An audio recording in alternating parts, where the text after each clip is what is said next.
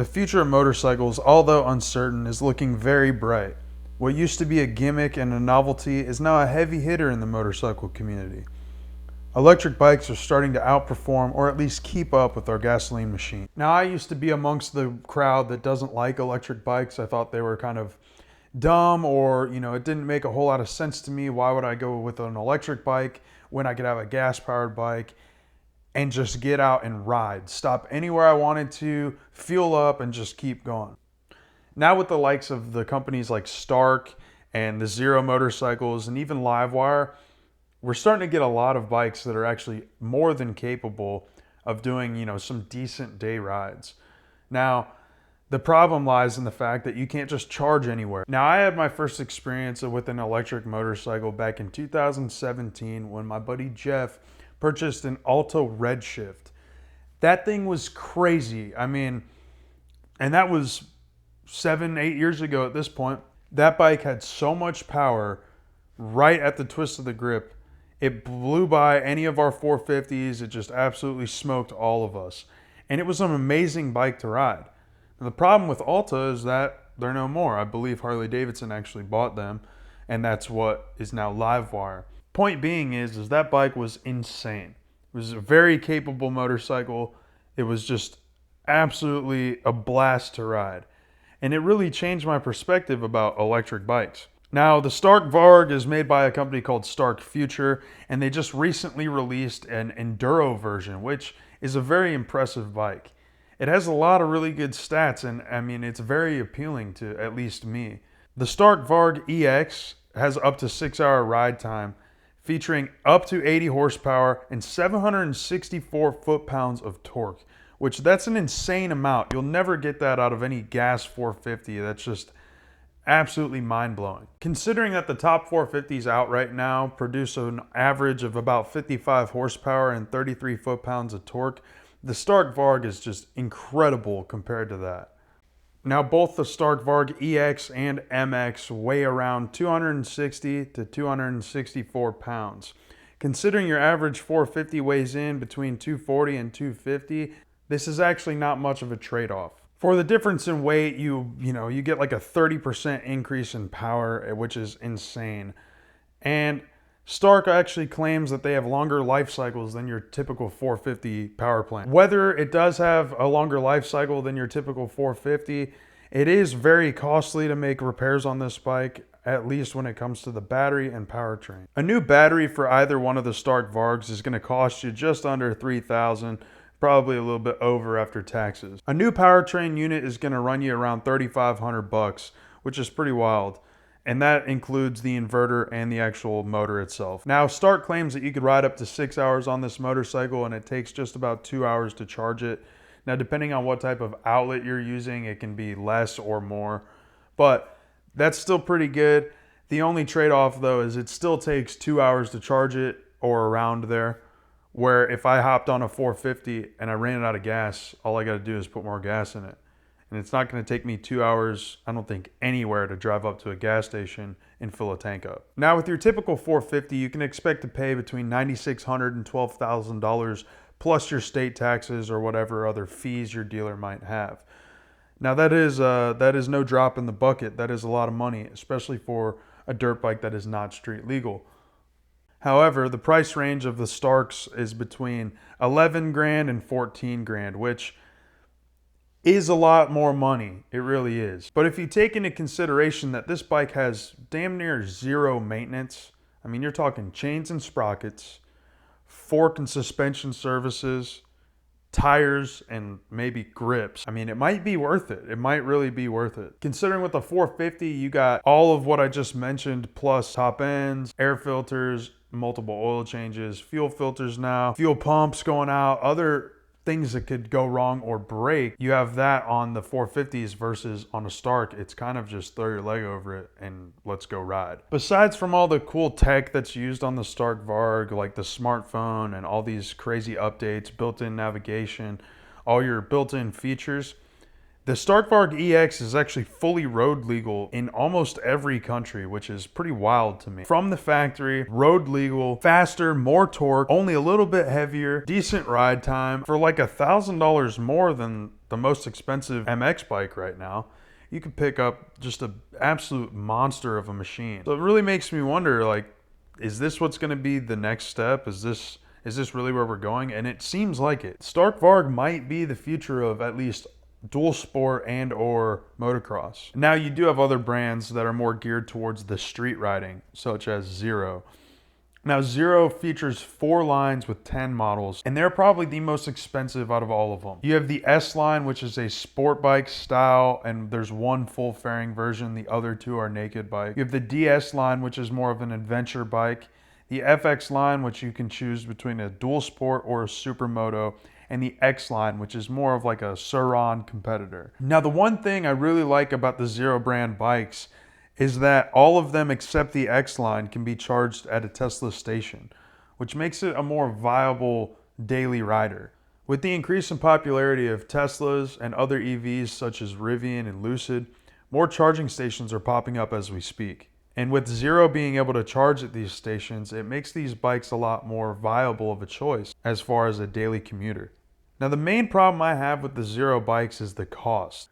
For the Zero full fairing bike, the SRS, you're looking at about $22,000, which is pretty wild because you can pretty much buy any 1000cc Super Sport for around $18,000 brand new off the showroom floor. Now, with a gas-powered bike, the main benefit is the fact that I don't have to worry about range. I can just stop at any gas station, which are multiple on every street corner across the United States, fill it up, and get back out on the road.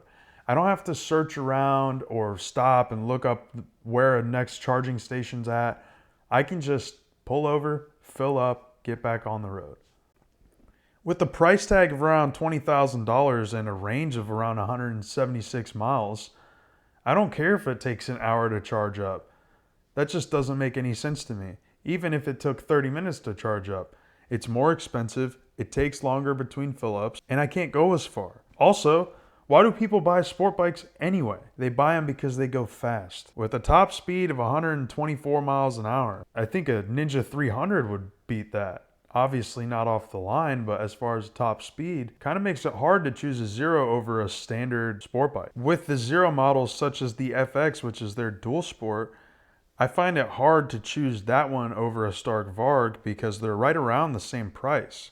But the Starkvarg not only looks a lot better, outperforms it in almost every aspect. The Starkvarg has more power, more torque, longer range. It does weigh a little bit more and it does take a little longer to charge than the FX, but the Varg seems a lot better of a choice, especially if you're more of a performance dual sport type of guy or you're coming from motocross. Now, it wouldn't be one of my videos if I didn't talk about something that was owned by Harley-Davidson, which brings us to Livewire. Livewire is Harley-Davidson's EV motorcycle company, and they actually have some pretty solid bikes. Although Livewire and the Harley-Davidson CEO have been under a lot of fire by the actual Harley-Davidson community, I do think that these bikes are pretty impressive, and they're all very stylish, which none of that really matters if it doesn't perform. Now, I believe why the whole Harley-Davidson community is up in arms about Livewire and the CEO is because we like what we like. We like that loud, powerful motorcycle, which is a Harley-Davidson. It's classic, it's timeless. And going away from the norm is something that disrupts a lot of people. Now, Livewire right now, as we speak, has 4 models to choose from. You have the Livewire 1, S2 Del Mar LE, you have the S2 Del Mar, you have the S2 Mulholland. Coming soon is the S2 Alpinista. I don't really know if I'm saying that correctly. But these bikes are all very impressive. But again, they still have that one flaw. The range. The range is my biggest issue. You have the Livewire 1, which is the electric sport tourer, has a 146 mile range, a very impressive 0 to 60 time of 3 seconds, and it takes an hour to fully charge it. Now you have the S2 Del Mar LE, which again, even lower range, 113 miles, still with that same 3 second 0 to 60 time. but a little bit longer charging time of 78 minutes. And the standard Del Mar features the same specs as the Del Mar LE. 113 mile range, 3 second 0 to 60, 78 minute charge. Now the Mulholland is known as their electric performance cruiser, which to me, it doesn't really give me that performance cruiser vibe. I'm sure it's actually a very impressive motorcycle. It has a little bit higher range than the Del Mar of 121 miles. A little bit slower 0 to 60 at 3.3 seconds. Same charge time, 78 minutes. Now again, another problem with all these bikes is their price. Starting at $15,999 for the Mulholland, that's actually a lot of money when you consider the fact that you're very limited on where you can actually go. Now, I don't think someone buying one of these bikes is planning on going cross-country trips. If you are, I think you're a very bold person. I wouldn't do it, especially considering the fact that I don't want to go 120 miles at a time and then take over an hour to charge before I can get back on the road. One of these days, we might see these bikes be more capable, but I definitely think they are very good-looking motorcycles. When you start to think about it, you start to look into it. Where are you going to be charging these bikes? Most of the time at your house, right? I mean, at least that's where I think of it as. A level 1 charge, which is off of a 110 volt household outlet, is going to take you 5.9 hours. Let's just round that to 6. It's going to take you 6 hours to get this thing to an 80% charge. To 100% charge, it's going to take you 9 hours. 9 hours to get to 100% charge just so that you can go 120 miles.